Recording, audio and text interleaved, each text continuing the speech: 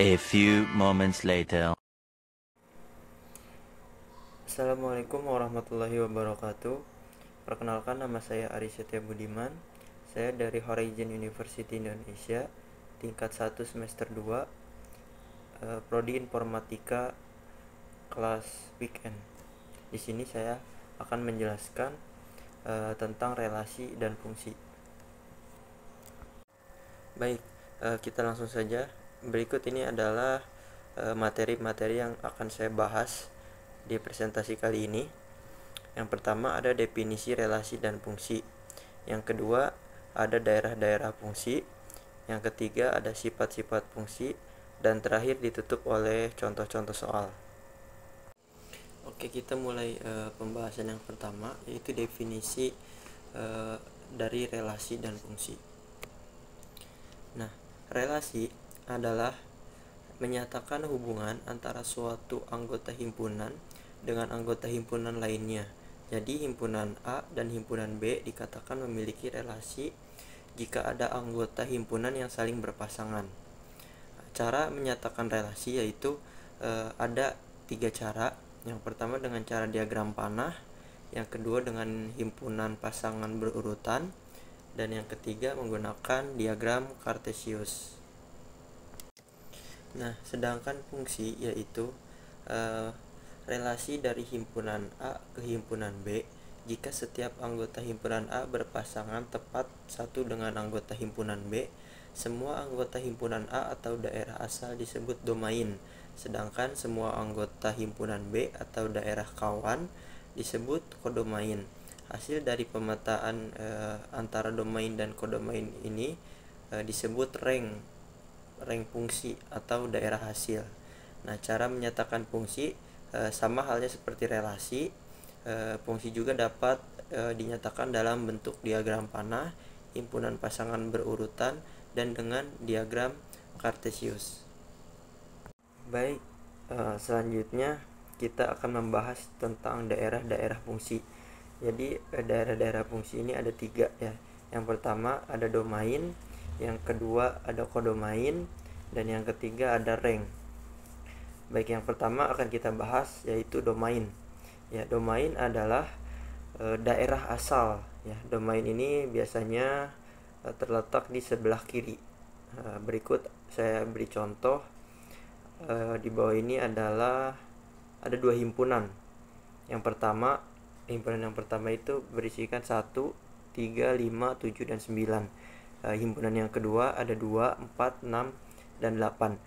Domainnya adalah di himpunan yang pertama, yaitu 1, 3, 5, 7, dan 9. Nah, untuk selanjutnya yaitu ada kodomain ya. Kodomain adalah daerah kawan. Kodomain ini biasanya terletak di sebelah kanan. Ya, contohnya seperti yang saya taruh di bawah, ada 2 himpunan.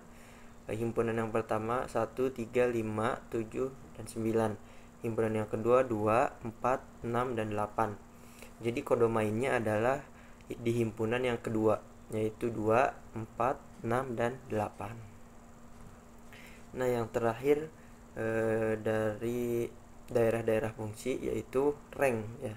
Rank adalah daerah hasil ya. Rank adalah daerah hasil.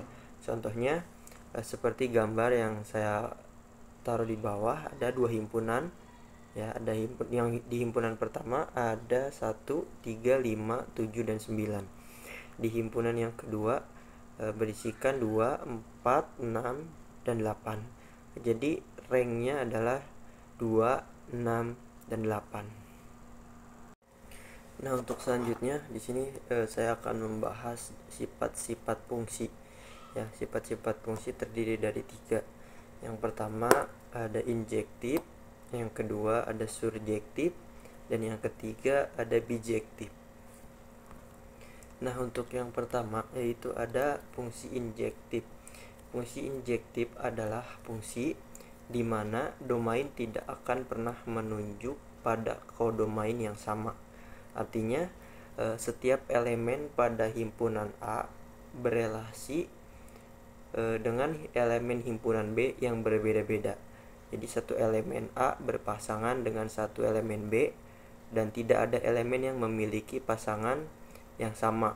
Dalam fungsi ini elemen himpunan B dapat tidak berpasangan dengan elemen A.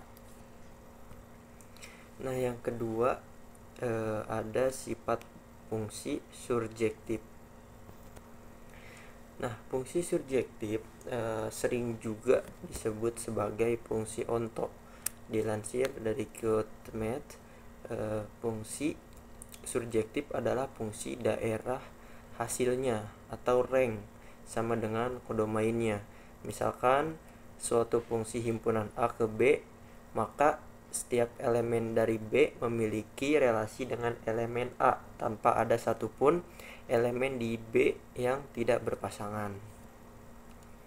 Nah, yang terakhir ada fungsi bijektif. Ya, fungsi bijektif, sifat fungsi yang terakhir adalah sifat fungsi bijektif atau dapat pula disebut dengan fungsi korespondensi, ya, korespondensi satu-satu. Disebut bijektif karena fungsi ini merupakan perpaduan dari fungsi injektif dan surjektif, di mana setiap elemen pada domain berpasangan dengan kodomain. Setiap elemen domain tidak berpasangan lebih satu elemen kodomain. Setiap elemen kodomain tidak berpasangan dengan lebih dari satu elemen domain. Ranknya adalah kodomainnya dan tidak ada satupun elemen yang tertinggal. Artinya, fungsi bijektif menghubungkan setiap elemen dalam kedua himpunan. Maka fungsi bijektif dapat dinyatakan dengan F dalam kurung A sama dengan B. Nah, yang terakhir ada contoh soal, ya. Berikut adalah contoh soal cerita, ya. Ada diketahui fungsi G didefinisikan sebagai G dalam kurung X sama dengan AX tambah B jika G dalam kurung 1 sama dengan 3 dan G dalam kurung 4 sama dengan 19. Nilai A dan B berturut-turut adalah, nah jadi jawabannya seperti ini.